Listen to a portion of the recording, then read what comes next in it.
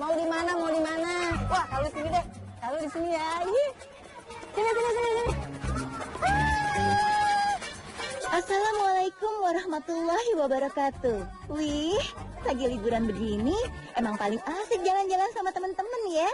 Lebih seru lagi kalau sambil jalan-jalan, kita bisa menambah pengetahuan Islami lewat dongeng-dongeng Kak Lulu dan Ina.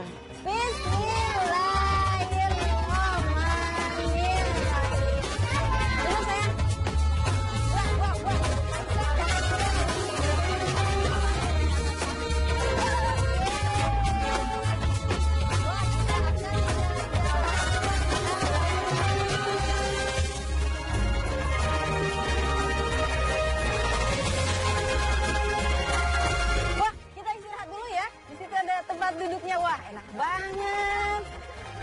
Oke.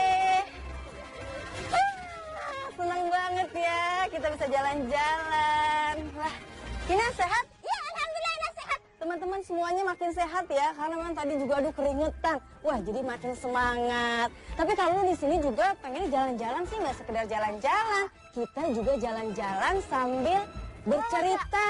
Kalau lu pengen tebak-tebakan teman-teman siapa yang tahu? Binatang ini tinggalnya di laut.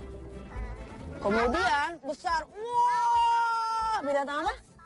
Paus. Ternyata ngingetin kita pada cerita apa ya sayangnya? Nabi siapa? Nabi siapa yang ditelan ikan paus? Nabi Yunus. Nabi Yunus ditelan ikan paus. Berarti sebesar apa ya ikannya ya? Perut Kalau ikan lo paus. cerita Ya. Nabi Yunus. Nabi Yunus ada di dalam bahtera. Di atas bahtera ternyata memang wah ombaknya besar. Sampai akhirnya para pemimpin semuanya pun juga bingung. Bagaimana ini? Wahai semua yang ada di dalam bahtera ini, lihat bahtera kita kepenuhan penumpang. Terlalu banyak. Ini harus ada undian. Siapa di antara kita yang keluar dari bahtera ini? Dikocok. Tuk. Keluarlah namanya. Yunus. Berarti engkau yang keluar dari bahtera ini. Hah? Oh jangan. Masa Nabi Yunus yang keluar? Coba ulang sekali lagi. Yunus. Iya, kamu yang keluar. Hah? Nabi Yunus yang dikeluarkan dari bahtera. Wah, langitnya hitam, ombaknya pun berderu amat sangat kencang. Nabi Yunus keluar dari bahtera, dari kapal laut tersebut. Di bawah sudah menunggu ikan nun atau paus yang besar.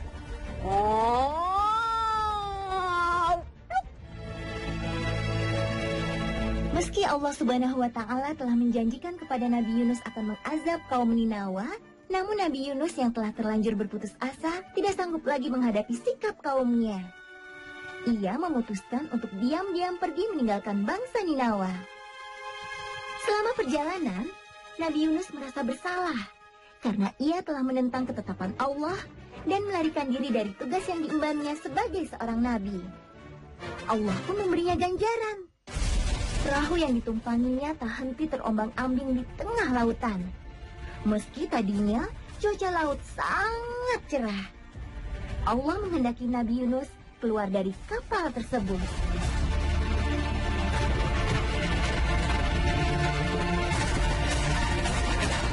Nabi Yunus tinggal di perkampungan namanya adalah daerah Ninawa. Apa sayang?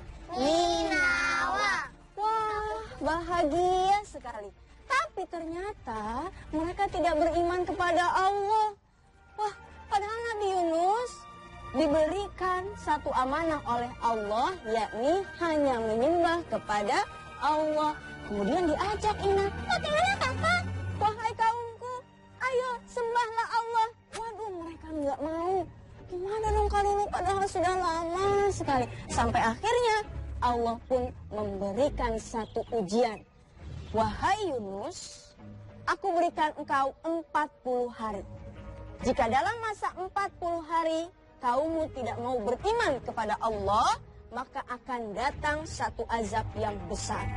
Dikasih waktunya berapa hari sayang? 40 hari, kira-kira lama atau sebentar ya?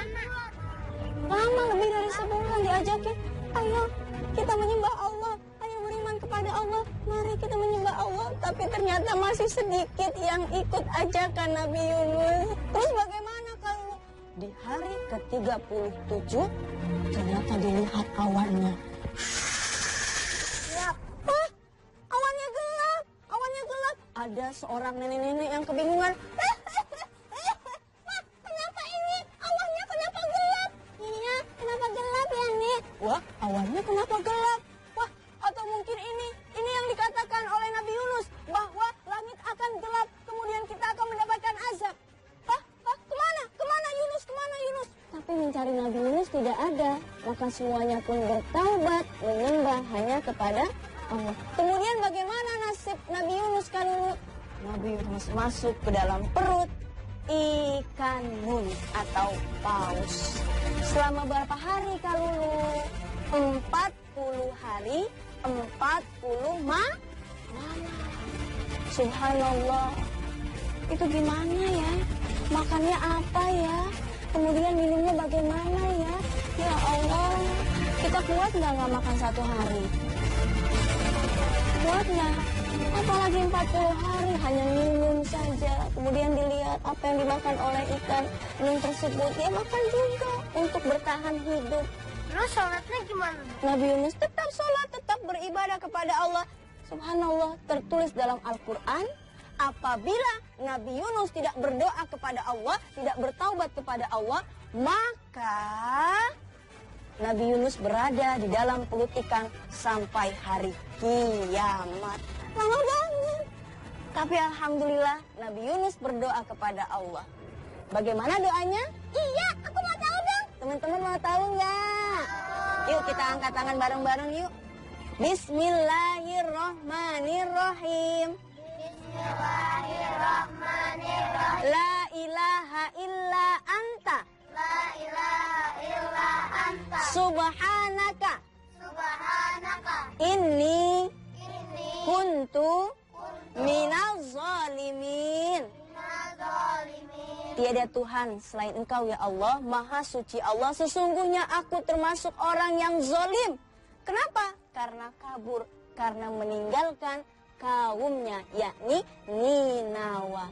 Subhanallah, berkat doa tersebut Allah pun mengeluarkan Nabi Yunus dari perut ikan nun atau paus. Ada di mana? Ternyata di pinggir pantai. Subhanallah.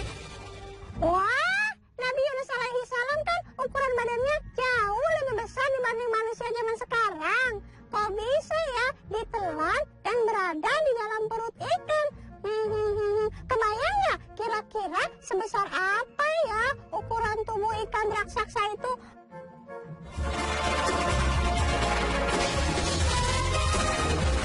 Meski hidup di dalam air, ternyata paus bukan golongan ikan loh.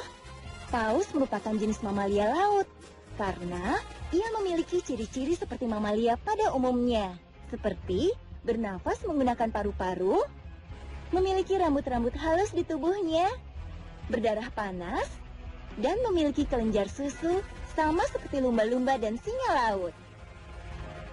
Namun, banyak orang yang seringkali menyebut paus dengan sebutan ikan. Paus sendiri terdiri dari berbagai macam jenis nih. Meski di dalam Al-Quran hanya disebut jenis ikan nun yang menelan Nabi Yunus, kemungkinan yang dimaksud adalah jenis ikan paus biru atau blue whale. Karena paus biru merupakan salah satu jenis paus terbesar di dunia. Paus biru mempunyai berat lebih dari 150.000 kg dan panjang tubuhnya bisa mencapai 30 meter. Ya, kira-kira hampir sama besarnya dengan bangunan tingkat 5. Beratnya setara dengan berat 25 ekor gajah. Wah, nggak heran ya kalau hewan ini bisa menelan manusia. Seekor paus berukuran 30 meter dengan lebar mulut hampir 4 meter pernah tertangkap di lepas pantai Cape Cod, Massachusetts, Amerika Serikat sekitar tahun 1933. Nabi Yunus yang hidup di sekitar tahun 786 sebelum Masehi memiliki tinggi badan yang jauh lebih besar dibanding ukuran manusia di zaman sekarang. Dan hewan-hewan di masa itu ukurannya juga jauh lebih besar. Lalu bagaimana ya paus bisa menelan Nabi Yunus tanpa menghancurkan tubuhnya? Ternyata, paus biru tidak mempunyai gigi. Mereka makan dengan cara membuka mulutnya lebar-lebar dan menghisap mangsanya langsung masuk ke dalam perut. Mamalia ini punya 4-6 ruang dalam rongga perutnya. Satu ruangnya bisa menampung sekelompok orang sekaligus loh. Sirkulasi udara dalam tubuh paus juga sangat baik, karena ia memiliki ruang penyimpanan udara di dekat kepalanya.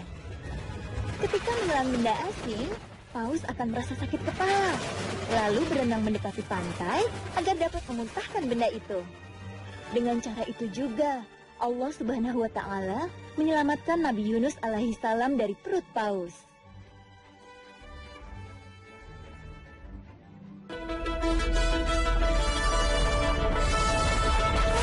Reporting live from New York One Chopper, an Oscorp truck carrying plutonium has been hijacked. A police chase is in progress. All right, let's get to work.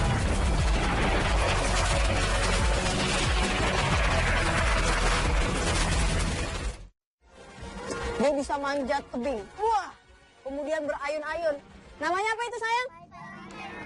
Spider-Man. Kalau menurut teman-teman semua nih di sini, Spider-Man keren nggak? Ternyata apa yang kita ketahui tentang manusia laba-laba nggak sekeren itu tuh. Hah, beneran? Iya, nggak sekeren itu. Kenapa? Ternyata apa sayang, kitab kita adalah Al-Quran. Di dalam Al-Quran ditulis dalam Quran surat Al-Ankabut. Al-Ankabut itu artinya laba-laba. Dalam Quran surat Al-Ankabut ayat 41 dijelaskan, A'udzubillahi minasyaitonirrajim, Bismillahirrahmanirrahim. Matalul ladzina, perumpamaan orang-orang yang menyembah berhala, mencari perlindungan selain Allah, sama seperti ankabut atau laba-laba. Coba kita lihat sarang laba-laba misalnya. Set, kuat nggak? Enggak kan, rapuh, mudah goyah. Ternyata seperti itulah orang-orang yang tidak menyembah Allah, menyembah berhala-berhala, mencari perlindungan selain Allah, seperti sarang laba-laba, seperti laba-laba. Kita lihat deh, sarangnya aja mudah goyah, ya kan? Mudah hancur. Kalau di TV, itu di TV. Kemudian laba-laba mau bergerak nggak cari makanan? Enggak, hanya di sarangnya saja, diam aja di tempatnya. Sampai nanti ada lalat, plok, baru dia menghampiri makanannya. Jadi menunggu mangsanya sayang. Jadi nggak seperti binatang lain, kita lihat kelinci cari makanannya lompat-lompat. Kemudian harimau juga mencari menerkam makanannya. Tapi laba-laba hanya menunggu sampai mangsanya datang, kemudian baru menjadi makanannya. Beda ya sama semut. Kalau semut kan bersama-sama, berjamaah, saling tolong-menolong, ada satu makanan dibagi-bagi, tapi laba-laba tidak. Laba-laba membuat sarangnya sendiri, jauh dari persahabatan teman-temannya di mana, kemudian juga hanya menunggu mangsanya. Aduh, ternyata nggak sehebat Spider-Man. Wah, ternyata menurut Al-Quran, Allah mengibaratkan rumah laba-laba sebagai seburuk-buruknya rumah. Kenapa ya? Seperti apa sih rumah laba-laba?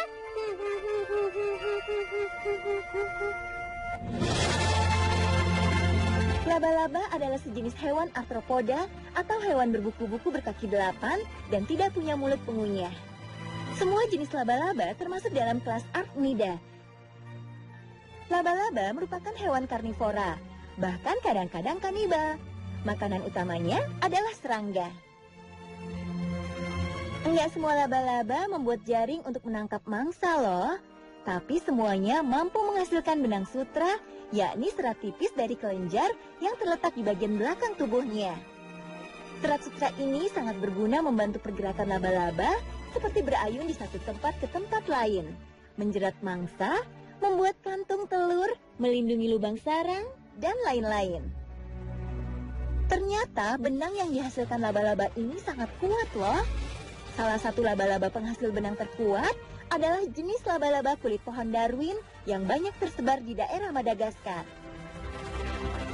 Dari penelitian yang dilakukan, terbukti bahwa serat laba-laba jenis laba-laba jantan mendatanginya, laba-laba betina malah memakan laba-laba jantan tersebut. Kasihan ya laba-laba jantannya. Nggak hanya itu teman.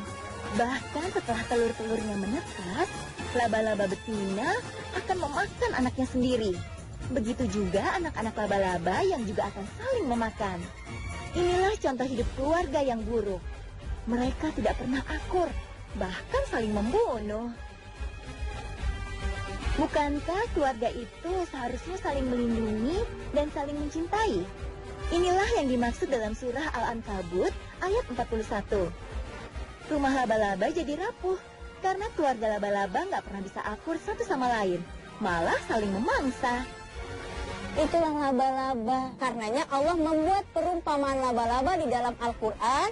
Kita harus kuat. Carilah perlindungan hanya kepada Allah. Nggak boleh cari yang lain. Misalnya, kalau aku disakitin. Harus sabar minta kepada Allah. Ya Allah, temanku yang tadi menzolimi aku, nyakitin aku. Mudah-mudahan Allah kasih hidayah ya. Mudah-mudahan Allah sayang ya. Allah itu maha kuat. Kita harus mencari perlindungan kepada Allah. Makanya jangan lupa sholat ya. Kemudian berdoa kepada Allah. Ngaji, jangan lupa ngaji sayang. Karena itu biar kita dekat kepada Allah. Jadi semakin kenal Allah, semakin kita berlindung kepada Allah. Jangan mau dibohongin sama cerita-cerita. Wah, lama-lama hebat. Jadi nyalain aku sekarang nih.